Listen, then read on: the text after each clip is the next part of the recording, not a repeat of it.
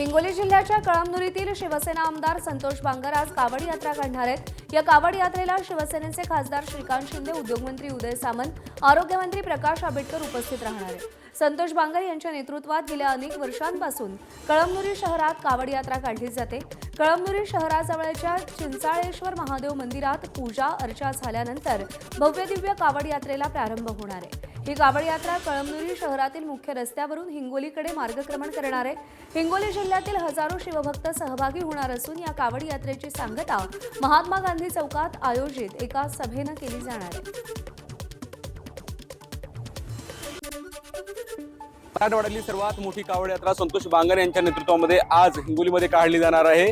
कळमनुरीच्या चिंचाळेश्वर महादेव मंदिरापासून ही कावड यात्रा हिंगोलीच्या दिशेनं आज सकाळी 10 वाजता निघणार आहे। या कावड यात्रेचा समारोप हिंगोली शहरातील महात्मा गांधी चौकामध्ये आयोजित एका सभेने होणार आहे आणि या सभेसाठी या ठिकाणी पूर्णपणे स्टेजची मंडपची निर्मिती करण्यात आलेली आहे।